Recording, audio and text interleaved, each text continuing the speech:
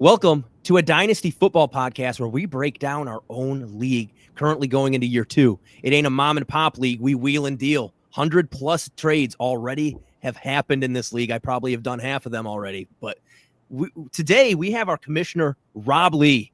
We have the league winner, Adam Javed, and myself, who finished second to last, but projected maybe third this year. I don't know what it's going to be. But Rob, what's going on, man? Man, stoked to be here. This is a beautiful day. Day one of our league podcast. Couldn't be more honored to be a part of it. Yeah. Mr. Jav. Yeah, all respect to Commissioner Rob for throwing the league together last year, man. Day one he pitched it. I was all in, and DJ, I got you in it because I knew you're my best friend since childhood, so I had to get you in this. So no, man, I'm pumped about this as well. It's going to be a heck of a year. I already feel it. We start. Actually, we never had an off season, so we never started. We never finished. We have been going, man, and that's what I love. Yeah. So, Rob, what kind of came into your head? How did this Dynasty League start? How did some of these other people get in here? Because I'm still trying to figure out the connections on who knows who. So let's get a brief breakdown. Yeah, I started this league because I was in another Dynasty League that I felt like there were some things missing when I was a part of that. There's some things that I wanted to implement in a different setting. But honestly, too, it's as we know, guys, it's like the people make it what it is. You know what I mean? The teams and the league mates.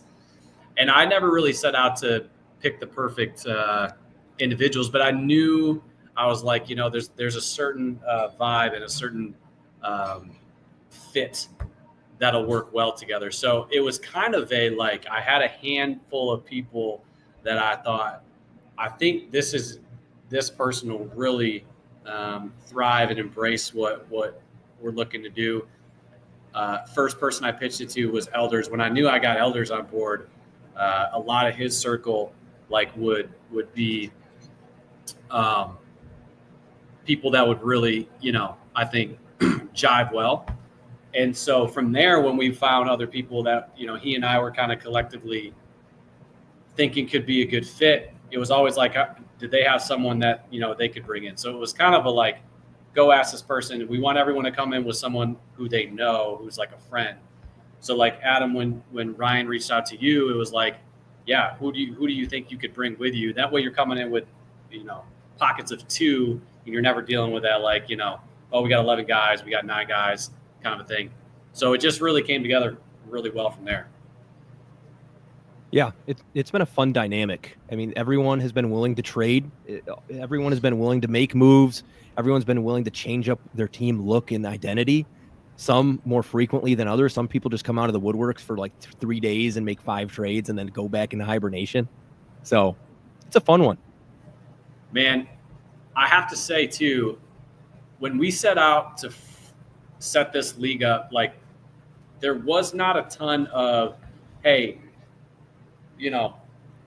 show me your level of investment in the league. I mean, there was to some extent. It was obviously we want people who are invested, but there's a balance too. You want a league that's just fun. You don't want it extremely competitive. That just kind of kills the nature of the excitement of fantasy football. It's my expectations from everybody that's joined the league have been far exceeded. I'm glad to take some of the credit, but I would not have envisioned all of the activity the way that the pieces have fit as well together as they have. I love how we have yourself, DJ, on one end of activity, and then we have Hartwell on the other end. But it's everyone has no one's so far out of the route, right? No one's I just don't care. Nobody's listen, I'm going to cuss you out because you're not, texting me back with a trade. Adam does it really good. It's a really good spectrum, and I never really could have fully expected that. So the league has gone above and beyond what I ever would have hoped.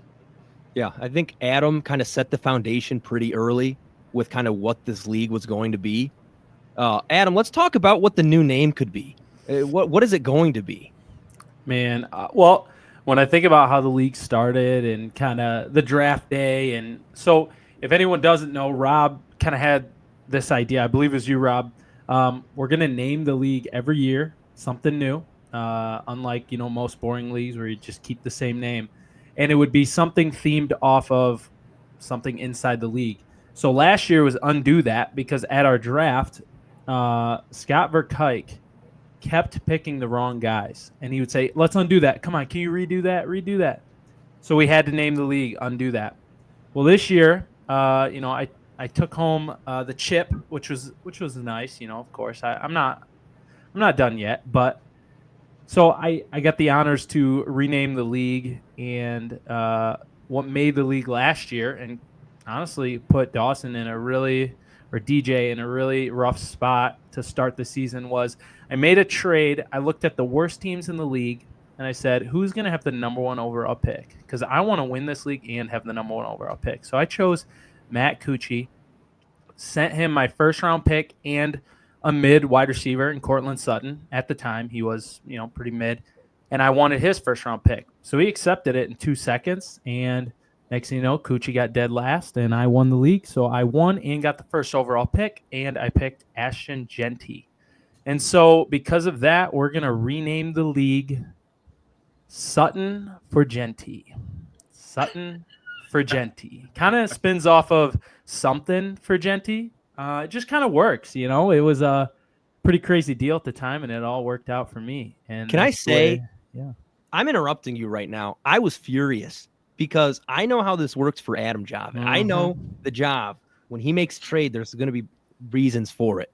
And there's going to be ulterior motives. And I'm putting you on blast because, and I'm putting everyone in this league on blast because I put in that chat, are we kidding me? Like, I texted Rob, is there any capacity for this to be collusion or like a veto or anything? It was like, oh, nah. And Rob was like, you're looking at projections? Why are you looking at projections? And I'm sitting there like, look at these teams. Yep. Look at the teams. And it's exactly what happened. And the worst possible thing was Adam won the league too. Yep. And I think what was so funny is my goal, I knew in doing that, people were going to be up in their arms, most likely. The target kind of went on my back, but as soon as you jumped in to negotiate why that deal was bad, target immediately went to your back, and I kind of got put to the wayside, and I was chilling, man. It was the best deal I've ever made. I'm going to say that was almost the point where I was like, yeah, I'm done. Like, there's some things in life I get, like, it happens. I'm like, if that's what's happening, what's going to happen next? Like, what's going to happen next if that's what sets the tone for the league? So I was sitting there. I was at Bethany's house, at her parents' house. It was we went there with our family for like a 4th of July something or a birthday something. I was sitting in the car, furious. Everyone's out there eating burgers and hot dogs. And then Bethany's like, what are you doing out there? I was like, nothing. Nothing's wrong. And that was what was wrong. I almost pieced out that day and would have been one of the worst decisions because I've had a lot of fun. Rob, I need to hear your thoughts on that deal.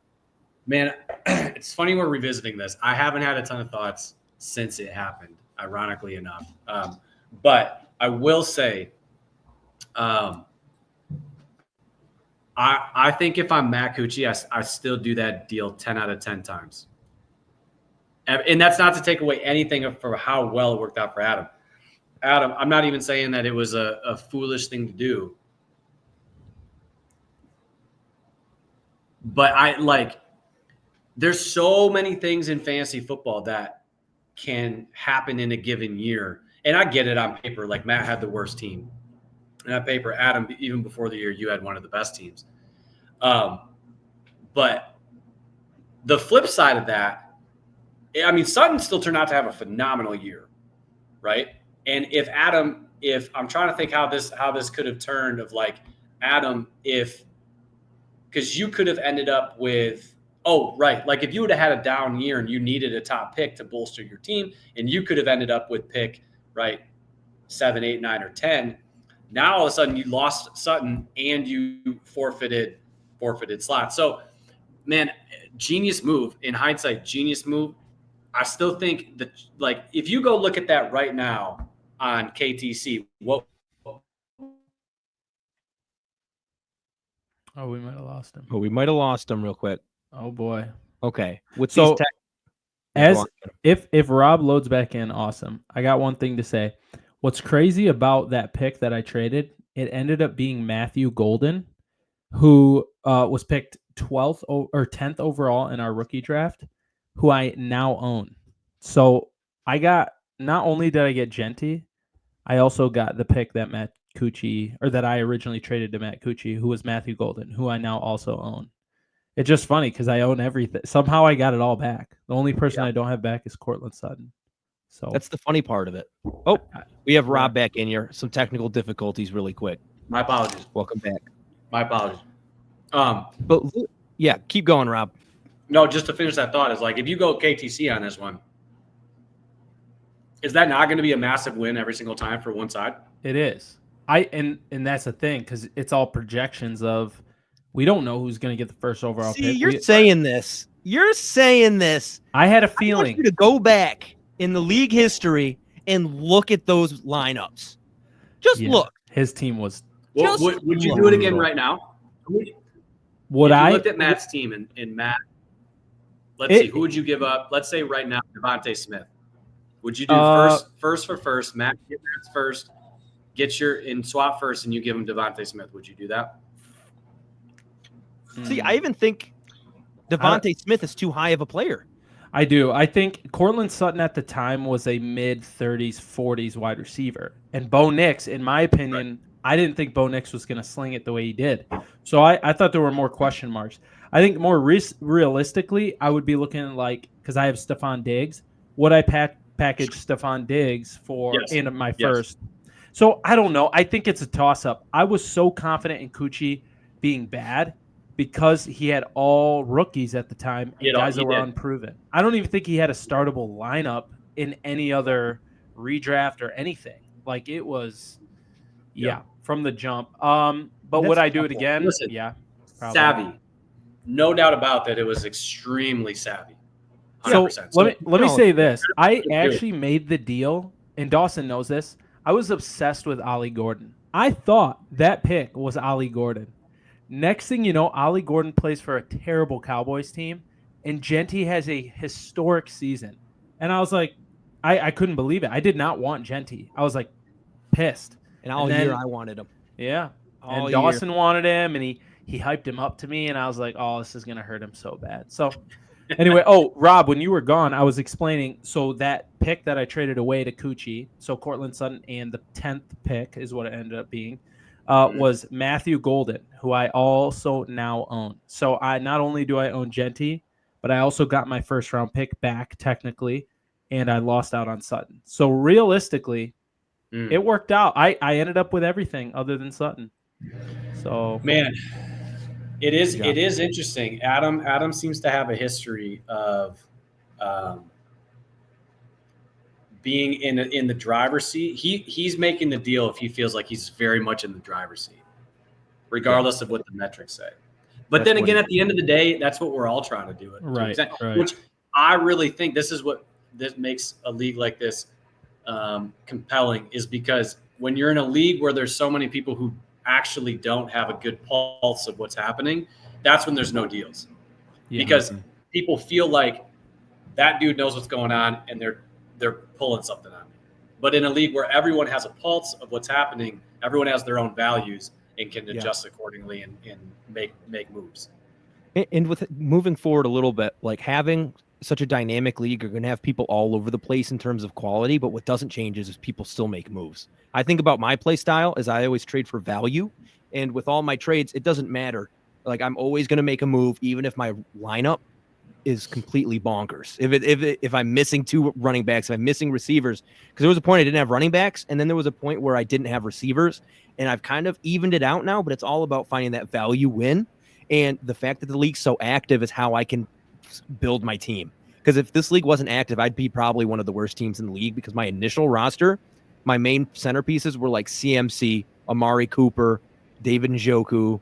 I mean, going from that to like a team full of young studs, but also having those like Henrys. But we're going to talk about power rankings, guys. So, well, let me jump in real quick. I think what makes Dawson so intriguing is Dawson is willing to move guys, even if they're the best player in all of fantasy, And I think that's what makes the league active, is because if one or half the league is willing to trade almost anybody, then you can restructure your team at any time and not have to worry about having a startable lineup when it comes week one, because you know that you're probably going to be able to make some deals to even out your team. So I give kudos to Dawson for honestly, you've set the tone for how our league kind of runs in a lot of ways. It's been fun. I appreciate it. And I want to say, before we get into power rankings, let me switch this up.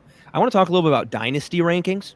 And the way I went about this, when you think of power rankings, you're thinking of kind of like redraft format. You're thinking of this team is going to be the best for these 15, 16, 17 weeks, whatever. Dynasty, it's a whole different story. And honestly, I feel like I looked through all of our teams. We all have really good young players. We all have really good old players. So it's only like fine hairs that separate each person. But there's someone who's like number one who is probably last in the power ranking. So spots, Eric, all of those picks, it's about what he can do with them. And in any other league, you might have all those picks and be kind of screwed because you're stuck with those picks. No one's going to trade for them. But we're in a league where those trades are going to happen. Does anybody off the top of their head know how many picks he has in the next 2 years? He has 5 and 27 at least. I don't have it up. I said that as I was searching it. No, Rob's got to be close. I think he has like 4 or 5 first rounders in 26, and I think that's what's. Oh, you were looking for total picks? He has 5. I think he. 27. Yeah, I think he has almost half the league's first round picks. Yeah, he does. I think he has 2 this year and 5 and 27. And that's the draft class. I gave him 3. Yeah, you did give him 3. Yeah, I think that's the draft class that everyone's kind of waiting on too. It's just, do you have the patience, and are you willing to spend the money to wait it out, Matt Cucci? And it could cost him another 2 years after that to see if those guys really pan out. That's impressive, though. But Dawson, you said you have him last in your dynasty or in your power rankings, correct? I think so, and that's. So, and I want to say before we go off, King, go slay it. He's talking to you, Rob. Yeah. Okay. So sorry. When you say power rankings, are these things you individually, like your opinions, or are these some like KTC or others, third party? What are we talking about here? Kind of our opinions, if we're looking at the league, because KTC is so different from Dynasty Daddy, which is so different from anything else. Yeah. I remember throughout a lot of last year, I was pretty high, and looking at like the wins, losses, I was not up there. So I take a lot of that stuff with a grain of salt, and I kind of have to look at what division are you in? What do you have to go against? Who are your studs? What are their buys? So it's like not like a huge science, but I mean, I do a little bit more than just look at those kind of analytical websites. And are you talking, is this top to bottom like Dynasty, like you have the best put together for like collectively, or is this like right now who you think is going to have the best chance to win this year? Yeah, right now, because like I was saying with Dynasty rankings, I have spots number 1 just because of all those picks and all that flexibility. He could become whoever he wants with our league economy. Looking at power rankings, though, I think that's a completely different story because, I mean, there's teams that have these old guys who might die on their benches in the next 1, 2, 3 years. And dynasty-wise, they're not set up. But, I mean, if it's about getting the money now. So, I just want to say before we, like, dig super deep into the power rankings, we're not trashing teams if you're lower on the list. It's just because we're looking at the talent. And somebody has to be 10. Someone has to be 9. Someone has to be 8, all the way up to 1. So, I don't want to hear any of you get your panties in a bunch because we're talking about your team. Yeah, especially you, Jeanty. Jesse. Yeah. Oh yeah. Sorry, my bad. Rob, go. No, listen. I'm gonna dip out then. I'm stoked to come back in and see what y'all are putting out there for the dynasty rankings. But I'm gonna let you guys tackle this, and I gotta go to making some other phone calls. But I'm eager to see where we all fall. Yeah. Thank you, Mr. Yeah. Commissioner. Thanks, Commish.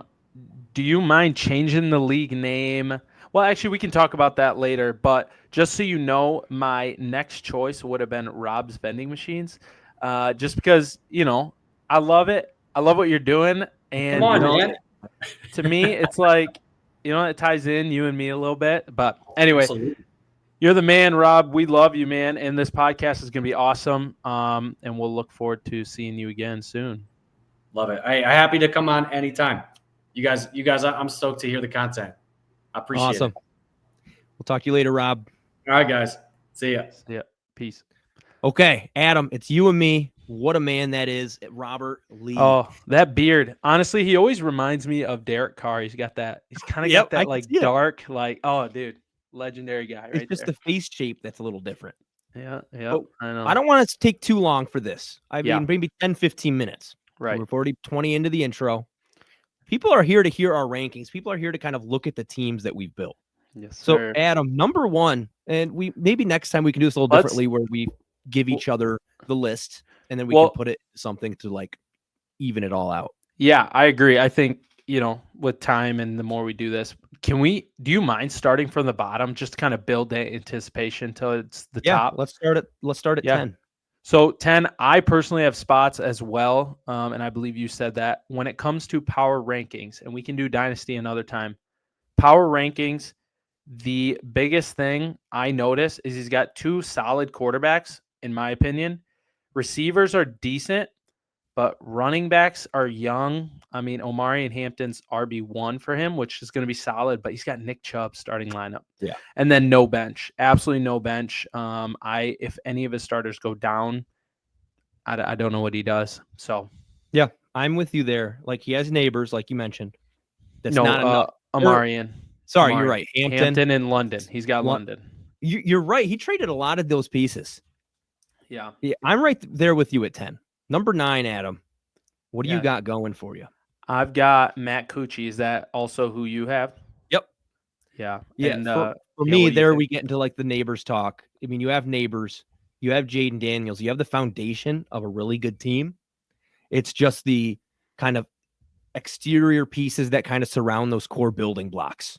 Mm-hmm. That just needs a little bit more work there. We're going to have a target on our back. Adam. I know. This is bad. I'm trying to figure out how to word all this. That sounds so awful. I know. And you know what? Best part is I bet you if some of these guys traded some of their pieces enough, they could have a solid team. So Cucci, you loved the young guys last year. And I think that's kind of where you started. Just know this. You do have Ollie Gordon in your starting lineup. Last year, if I saw that, I would have freaked out. This year, Ollie Gordon could have been Ashton Jeanty. So it's the only shot I'm going to take. Love you, buddy. But I do think that is actually hilarious how he has Ollie Gordon after all that. Yeah. Ollie Gordon. He has Tesla on his bench.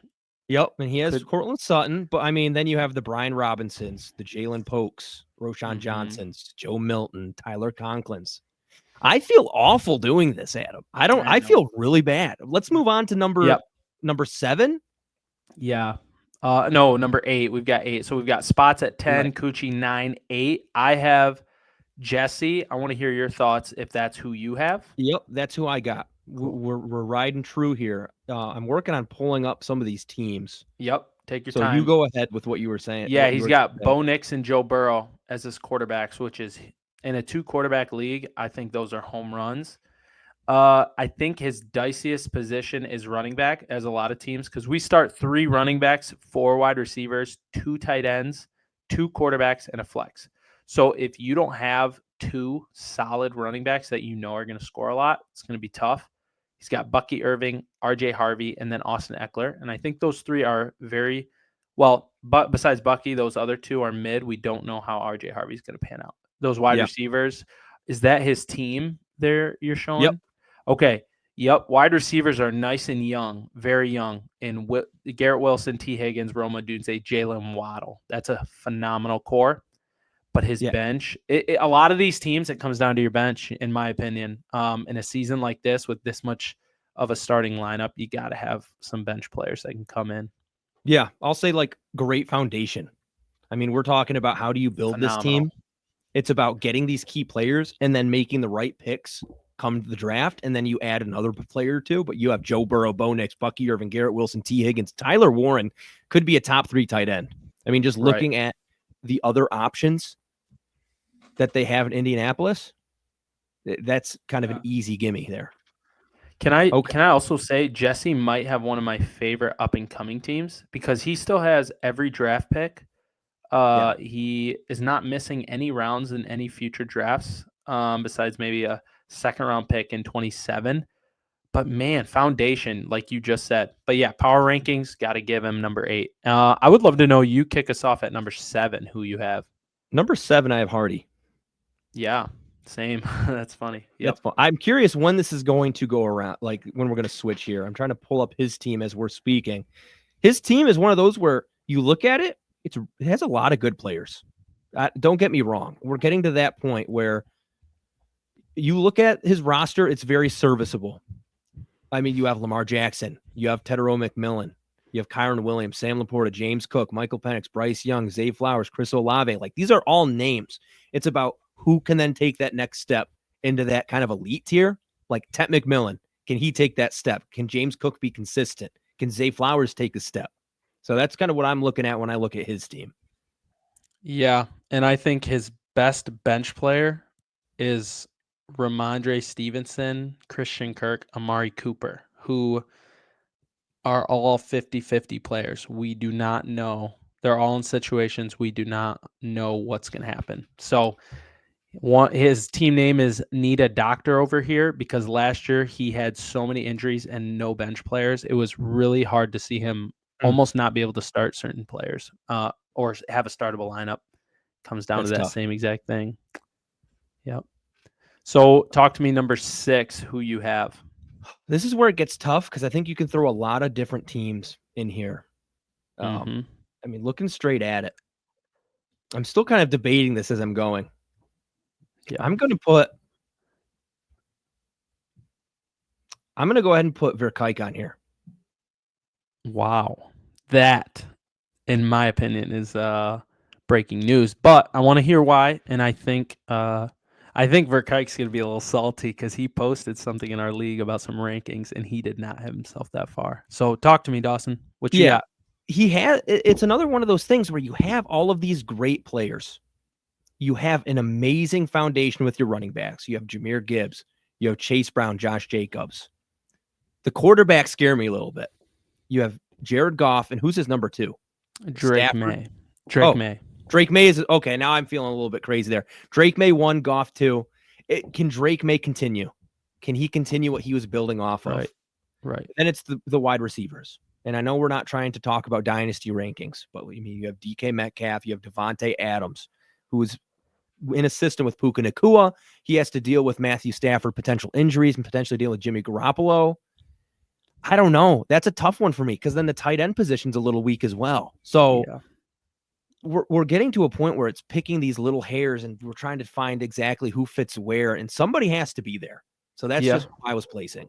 And you know what? The more I look at it, the tight end and wide receiver, he's got players that will definitely serve well. The thing with him and why I personally will have him higher, and we'll get there, is just because he's got decent players that he can throw in a starting lineup. I mean, Travion Henderson could be a home run. Javonte Williams, Khalil Shakir, Darnell Mooney are all players that would play in half of our league starting lineups, and he's got them on his bench. But I'm going to tell you this. I have Fatty Matty at 6, which also might be kind of breaking news to you. I think last year, this dude should have ran away with the league. He made it to the championship last year. This year, I don't know if it came down to trades or just where things have shaped out for some of these players. His quarterbacks are the strongest, in my opinion. Josh Allen, Jalen Hurts. Sorry, are we kind of breaking this one down too? Are you cool we with might that? as well. Okay, yeah. I'll just say I have him one spot higher. Oh, okay. So we're kind of right there. Quarterbacks are unbelievable. Jalen Hurts, Josh Allen. He's got Devon Achane, Chuba Hubbard, but then Travis Etienne. There's a drop-off. Huge drop-off. Check out this drop-off. Jamar Chase, A.J. Brown. After that, it's, Lad McConkey, I'm 50-50 on him. Then Marvin Mims and Jalen Warren in his flex. His tight ends are Ferguson and Darren Waller. To me, that's scary. That's brutal. So, and he really has nobody on his bench that is worth throwing in a starting lineup other than Jordan Addison, who won't play for 3 weeks. And that's hard to make a trade at that point because to get better, you have to get rid of what you already have. So he's in a finicky situation where you can get lucky and see if somebody will take a third or take a second for someone. But I mean, I feel like we've gotten to a point in this league where the thirds really aren't as valuable as they used to be. Early on, they were being slung for different players, but I feel like it's slowed down. People kind of realize thirds are people that we could probably waive. And if we did the rookie draft now instead of a few months ago, there's a lot of people who were just waiver wire picks that would have been thirds. So thirds don't really matter. Yeah, I agree with that. They're kind of just like sprinkles on top sometimes, depending, on the time of year and what we're looking at. So who do you have next? Because you had Fatty at, what was that, 6? Six, So then and who do you have at 5? Yeah, my 5 actually goes Ryan Elders, which, in my opinion, this team has potential to be legit. One of my favorite teams. He has some unbelievable wide receivers in Nico Collins, St. Brown, Marvin Harrison Jr., and Emeka Egbuka. Season long, we really don't know. But that's kind of why I've got him there. Those receivers of his are solid. His quarterbacks are 50-50. Yeah. I don't know. I don't know if it's 50-50 because, yes, Herbert's in that Greg Roman offense. Yes, he's with Jim Harbaugh, who runs the ball, and they just drafted a guy to run the ball. And so I'm probably giving reasons for people like, what are you going to talk up? I mean, Ladd McConkey I think is going to be great.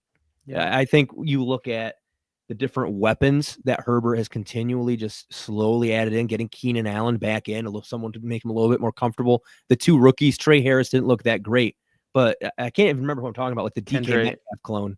The Kendra Lambert-Smith, is that? Yes. Oh, yeah, yep. Yeah, he looked great. So you're just giving Herbert more weapons, and if he has more weapons, they're going to have to throw it more because there's more mouths to feed. So for me, that's kind of and I'm biased because I used to have him, and I got him from you originally. So that's right. I drafted him. Herbert is one of my guys that I look at, and I think that he can help carry this team. And I look at the wide receiver room for him. I have him at number 4, and I might be getting way too ahead of myself with who I have where. But Elders I have at number 4 because you're looking at Nico Collins could be wide receiver 1 in the league. Amon-Ra St. Brown could easily be wide receiver 1 in more simplified non-Ben Johnson offense. Mm-hmm. Marvin Harrison has a chance to be a top 15.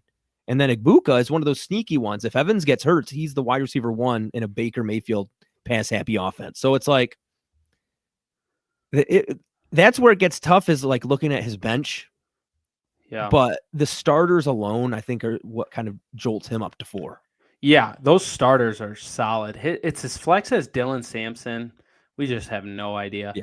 But the reason I think I have him at 5 and not any higher, his starting lineup is phenomenal, but he has Breece Hall, Kenneth Walker, David Montgomery.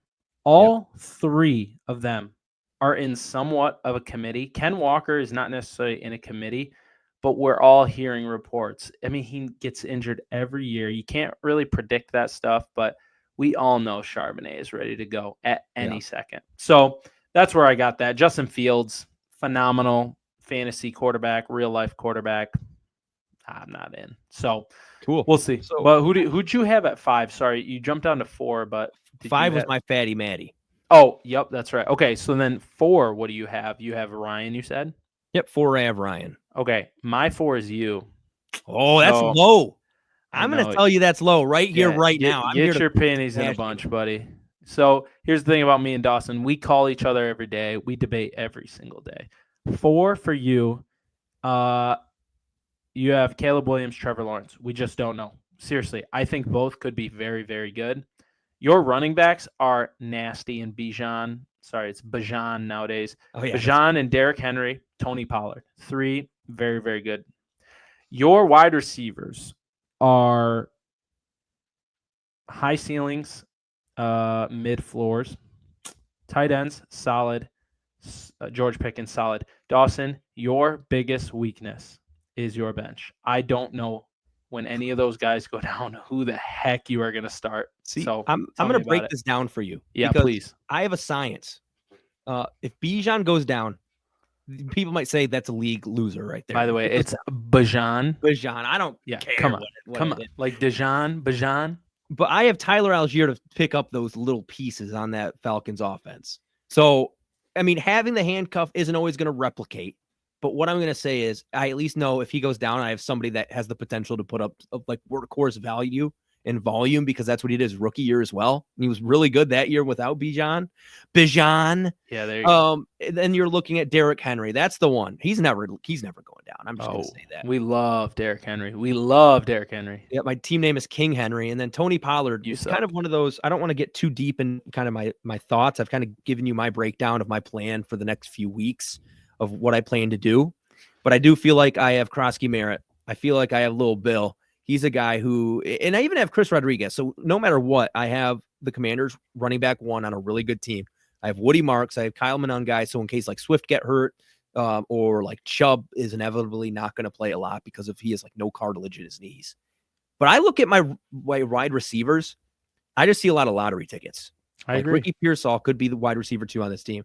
But even if not, I know I have an Evans. I know I have a Judy who's the only option. I know I have Pickens, who is kind of like a lottery picket at this. Lottery picket. Oh, lottery picket. Lottery picket. Oh, here comes the nickname. But Demario Douglas, I think he could easily be a flex wide receiver 4-3. He's the slot in the Drake May offense. And I'm not giving anyone else justice because I'm here breaking down my own team when everyone else wasn't able to break down from their critiques. So that's just my privilege being here. So And sorry. Well, so here's the thing, Dawson, and for those watching at home or listening at home, we've got Bijan, Derrick Henry, Brian Thomas, and Barack Bowers. So Dawson arguably has number ones at their position in 3 different categories, which that's league winning upside right there. So I definitely love what you got going on. Your team did not look like that even 2 weeks ago. I think all of your players on your starting lineup, besides Brian Thomas, were on other teams. Probably not true, but I just feel like I started with Evans, traded him to you, got him back. Yeah, you definitely have a problem, but that's okay. We're moving on anyway. So, what do you got at 3? 3, I have Rob Lee. I got you right there with you. So, Rob at 3. Tell us about it. Yeah, Rob at 3. I think that's a really good spot for him. And I was looking at his team. I was a little worried for him because Rashee Rice is out for 6 weeks. That's going to affect directly his starting quarterback, Patrick Mahomes. You're looking at Kyler Murray as your quarterback 2, who's already beefing with the coaching staff about not wanting to run. So it's like that has the ability to blow up there. And then you're running like 3 really good running backs, but not an alpha. You have Swift, Connor, Pacheco. Cool. Yep. That's not why we're here. That's not why I'm not here to just bash his team, because obviously I have him up there for a reason. His wide receivers, Justin Jefferson, Puka Nacua, DJ Moore, Cooper Kupp at his 4. But I mean, you have to imagine Rashee Rice goes in there. You have to imagine Josh Downs can go in there. But then you have Trey McBride, Travis Kelce. Like you have Aaron Jones to fill in the edges. So it's just a really, really good team. So good. I love that team. That's a fun team. I love watching his team week to week. I really do. Yeah. So Rashee Rice is someone he's kind of live and die by Rashee Rice. It's kind of how it's been since the draft, I feel like. So I think everyone's tried to trade for him at some point, and he's top dollar, which I get it. So. Okay. You said you have him at 2. No, 3. I have Rob at 3. Yeah. So number 2, this is where you and I have to be flipped. But man, I got Verkuyk at 2. Yeah. And I know we kind of already talked about him. And I know there was some argument when Verkuyk did his own power rankings in our league chat. The reason I have him at 2 is he has 3 running backs that would be running back 1 on any team in Jahmyr Gibbs, Josh Jacobs, Chase Brown. I think those 3, dude, filthy. Chase Brown could easily be RB2, RB3 this year. Yeah. He's got J-Mo with an incredible ceiling. Calvin Ridley has finished number 1 before. DK Metcalf, he's solid. Devontae Adams has finished as wide receiver 1. They're all older, but they're solid. Terry McLaurin in his flex is nasty. Like I said, bench. If you want to make a run to the championship, you need a bench. And Verkuyk has a bench. He may not. Last year, if you didn't know, our league, how many guys did we have come down to the final week? Was it 8 teams came down to the final week? Yeah. Think about that. When we get to those playoff spots that people are fighting for them, and players start to get injured really bad, and you're digging into the trenches of your team to see who's going to step up, in my opinion, Verkuyk is going to come out on top, even if he only has a 7-6 record or whatever it is. Yeah. He is going to come out victorious. So that's why I have him at 2. Season-long power rankings. Dude is legit. But I can see how someone would argue different. I totally can. And I'm gonna make a move because you're right. Like, I have seen the light. And like I was telling you before, I didn't have this all written down. I was going into this blind, and I was just kind of going in. Verkuyk, I have you up at 4 now. Wow. I'm gonna, and the thing with me is Fatty's now down at 6. Verkuyk, you owe me something, Verkuyk. I have convinced probably other people in this league too that you deserve to be up there. I move him down to 5 because I love Elders at 4. I love those receivers because we're in a situation with Elders where if Egbuka, if Marvin Harrison hit, he has by far the best wide receiver room in the entire league. Like, not just a little bit, but by far. Yeah. So number 1, though, I hate doing this because you're number 1. I have you there because you kind of have to be. Yeah. The quarterback play might be one of the weakest in the league from week to week, but there's definitely those booms. But you're not being carried by that. Jeanty, McCaffrey, Barkley, Lamb, Hill. I mean, those are just headlining the top few names. Adam, you can go more in depth on your team. Yeah, I think you're right. I think my quarterback's arguably the worst in the league. Off of face value, Geno Smith, Dak Prescott. Dak Prescott, we all have kind of come to love him as a top 10-ish quarterback. Geno Smith, we just, who knows? But he's on a new team. I like his situation. I traded Jared Goff for Cam Ward. I am a Cam Ward evangelist, man. This dude, in my opinion, is going to be the face of the league, at least a face of the league here in the next year or 2. Just wait for all the commercials to come out. Yeah, my wide receivers I think are solid. CeeDee Lamb, Tyreek, Jackson Smith, and Jigba, Devontae Smith. Those are serviceable for wide receivers. My running back room is cracked. Just in case anyone was wondering, Jonathan Taylor is on my flex spot, and I would argue he's a top 10 running back. So I think I have 4 top 10 running backs in redraft and in, I don't know, Dynasty, you could argue different. And then George Kittle and TJ Hawkinson in my tight end. So, and then I would say my bench, and like I said, bench is everything. I have Matthew Golden, Travis Hunter, Zach Ertz, and Charbonnet, and Jerome Ford, who could be the starter. And then I've got amazing handcuffs in Trey Benson and Charbonnet as well. So that's why I think, in my opinion, I've got a team that's built to go the distance. But again, you just never know how these injuries could happen. I mean, I lose CMC, and that is a huge stock of me that's killed because I don't have his backup in now Brian Robinson. So this thing, Barkley, he had the most carries he's ever had. He could go down, and things could hit the fan real quick. So I'm not naive to that. My quarterbacks aren't not good. So, yeah, that's kind of why I also have myself at number 1 for those reasons. But again, things can happen, man. You just never know. And that's why it's called fantasy football, baby. Yeah.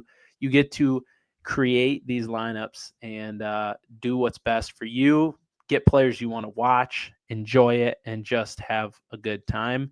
And, these rankings, like DJ said, they're not personal by any means. It is simply based on what the research we've done, the podcasts we've listened to, and the things we've seen that put guys in certain situations. So, yeah.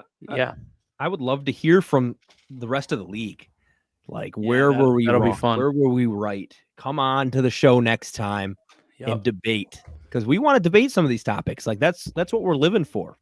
And one thing I've been thinking about, I'm not going to lie, I spaced out while you were talking. I don't know if it's just my ADHD or something. No, I heard your wife talking in the background. No, that was a little bit ago. Like a minute ago. I was looking over here, just looking off. Anyways, my brain I thought of something. I was spoken to by OJ, football legend, about wow. Anyways, the point I'm trying to make here is bench doesn't really matter. You're crazy, bro. With our new league format, Rob made that video, the new rule, like trades can go all the way up till the week before the playoffs. Week 8, let's say Brock Bowers gets hurt. Yeah, that sucks. Yeah, that's awful. Yeah, I'm probably screwed, but I can make a trade with this league. Some leagues you can't. So, yes, depth matters because you need to have the assets to move. But I look at my squad, and you were talking about your depth. I don't even know who half these dudes are. Let me just say, a Mason Taylor, a Demario Douglas, these guys are all system players who, if they can be a flex, I can trade them for something.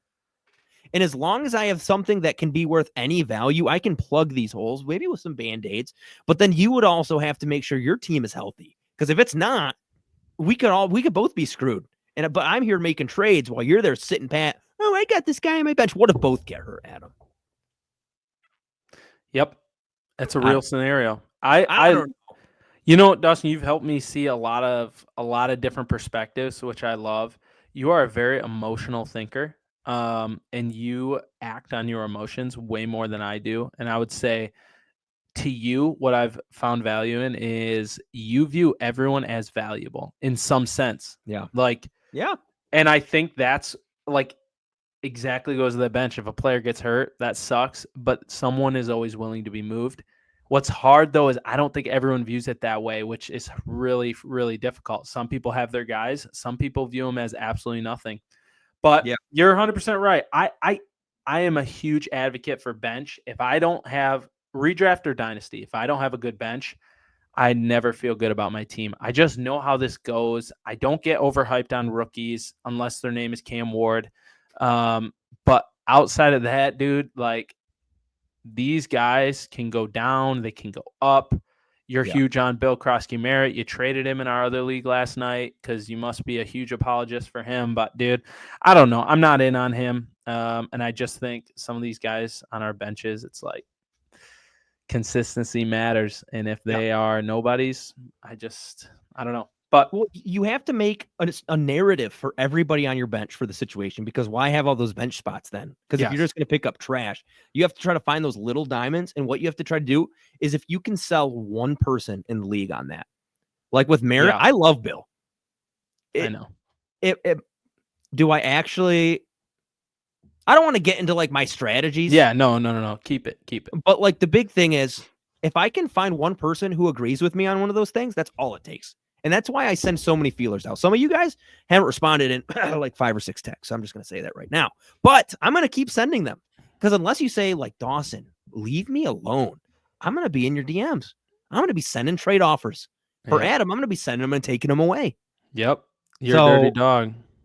But Adam, do you have any more points you want to talk about before we head out? Yeah. Well, I know we have a few things we want to cover, kind of throw out to the league and see, just kind of let people know of some thoughts we have for the future. But before we get there, man, I think the big thing is in fantasy, be willing to take risks. And I think that's what separates a mid team from literally making it far in the playoffs is there's risk involved. And Keep Trade Cut is awesome. I loved being introduced to it. I'd never heard about it until this past season that we just had.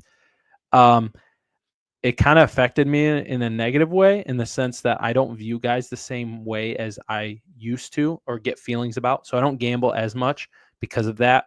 Wish I never knew about it in a lot of ways. But man, I love this league. I love what we've been doing and kind of how Rob has commissioned it and the future of what Sutton for Jeanty will look like. I'm going to get used to that. I almost named the league Adam Javits League just to kind of make sure everyone knows. But that was mainly to get Ryan to kind of get frustrated, just because, I don't know. I feel like he secretly just doesn't like my team, but he'll never tell me that. He told me his draft strategy was that if there was anyone that we did a bid draft, so we bid on players last year to get every player.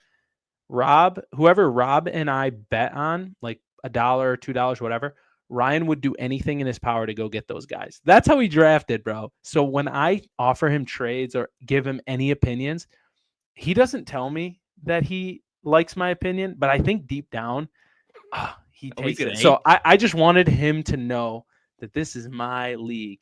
But anyway, that's me being a little cocky and just having fun with it. But I also want you to know that too, Dawson, that this is my league. Well, I'm coming for it. We have rivalry weeks. We have 2 of them. Week 1. Week 1 is coming up. Week 1. So everyone's playing their rival week 1. Is that right? Everyone's playing their rival, and ours is the beer and fries. Oh, I you don't still know owe me. where that started, but we're going to get – I owe Adam beer and fries for 2 losses last year. I'm just going to say. Yes, This sir. year is gonna be, I'm going to even that out, and we're just going to have no beer and fries because it's going to be zippity-doo. It's going to be tied. It's going to be 2-2. Yeah. No, you owe me beer and fries. I'll meet you halfway. I live in Grand Rapids. He lives in Traverse City. I'm telling him just drive the full distance. Dude, I always come up there. Come on now. You always go up there, but you never reach out to me. You never say, "Hey, Dawson." Yeah, that's fair. You've seen my house. I brought you pizza one time. Pizza. It was half-eaten box, but I brought it. Listen to me. Listen, we're gonna meet in Reed City, and we are gonna have some beer and fries. Reed City is in the middle of nowhere. Okay, we're gonna find a random bar, and we're just gonna have some beer and fries, have a good time, hang out like we were, seniors in high school. Just have a good time. I think that would be a huge thing to do on this podcast. Bring in rivals. Let them talk on the podcast. Let them trash talk right here, kind of like you and I do when we're on the phone every day. We want to do it in front of everybody, in front of the league. Talk about their rivalry. What's going on? What do you think about that? I love it. I think we should try to get 2 for next week. If anybody listens to all 51 minutes of this, I'm hoping you guys do. Dude, I think this is for you. 1 hour podcast. You're at work. Throw it on, man. We're having a good time. And like we said, there'll be more precision in some of these podcasts as we go forward, especially as we see teams shake out. Dawson, you had a really cool idea. I know we're almost done here, but tell us about your idea for some trade stuff in the podcast and how that might look. Yes. I would love to start a reality dating show where we get 2 people on this show, maybe halfway through the podcast. I want me and Adam to go through those 2 teams that submit, and we're going to look through and we're going to find a weakness, and we're going to find those weaknesses. We're going to find the strengths, and we're going to be able to match make the perfect trade for you.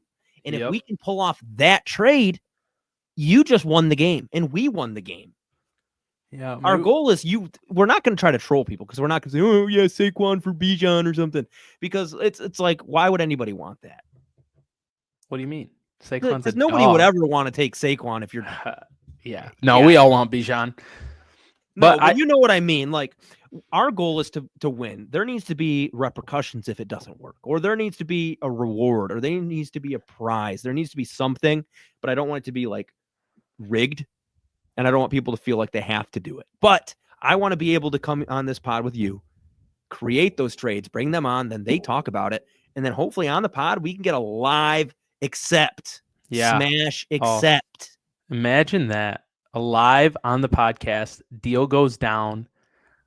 This league, man, it's bound to happen. With all the 100, 200 trades that happen, man, that'd be fun. Match make some trades. I don't think I've ever seen that done in a fantasy show.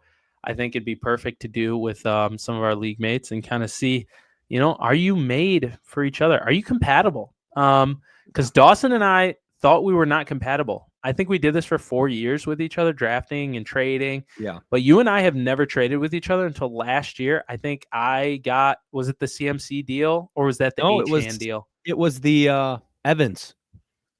Mike Evans I got Khalil Shakir and Rico Dowdle. You got Mike Evans, or was that the first deal? Evans. I wondered if it was the Miami backfield. No, that was like after week 3, because then I traded Herbert, I traded CMC and his backups, I traded JSN. It was the San Francisco. Yep, JSN's my dog. And it was the San Francisco for the Miami backfield, basically, with some other pieces. The Dak Prescott, Herbert swap. I got a second. So, and then that turned into me getting Neighbors, which turned into me getting Bijan. Like, that's what I'll say is, right. I like to make a lot of deals because they always lead to something. And Adam gets pissed every time I text him and say, "Man, I turned this guy into this huge list of things." And you're like, "No, that's not it." I'm like, "It is. Look it up." It doesn't make sense. It makes sense. This dude is thinking all the time. That's the thing the league needs to know. This dude, yes, you might get, bombarded by him and you have your feelings and thoughts, but I'm telling you right now, you will not get this in any other league from any other person. DJ is legendary for it. I don't know how your wife puts up with it because my wife would not be good with that. She left with the kids. They were going to do errands, and I said, I'll be like 30, 45 minutes. She was like, okay, are you almost done? I thought you meant like left you. I was no, like, she didn't leave me.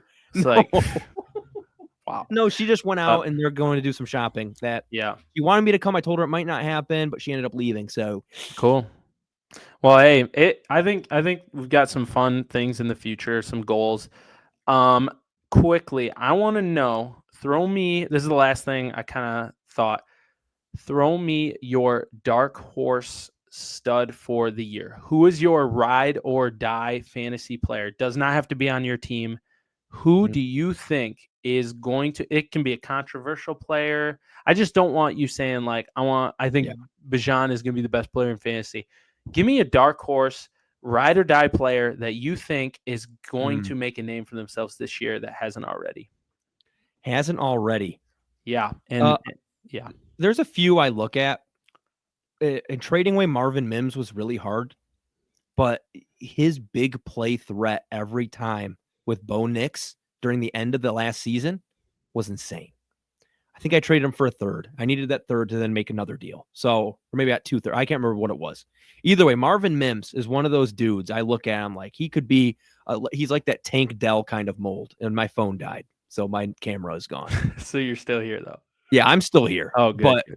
But that's kind of where my brain's at. Marvin Mims. What about you?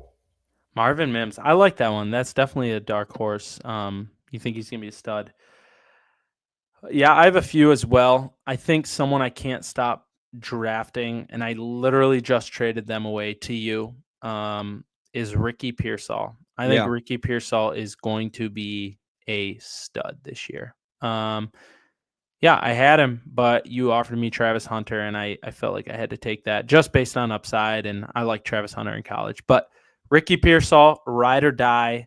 I would throw Marvin Harrison Jr. in there too, but I think Ricky has the edge for me. So I don't know. Be cool to hear what other people think about their players and stuff like that. But we'll get to that, in the future. So we're gonna try to figure out kind of more of a consistent schedule with this now that the season started. It's gonna be more of a priority. So we'll love to have some of the league mates on. What if we get all 10 people? That'd be nuts. In one room. We'll have to try to figure that out. I don't know, but we'll be back with some more Dynasty football content from the league.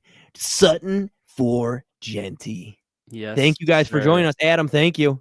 Yeah, thanks, DJ. It's a pleasure. We'll see you talk guys. to you guys later.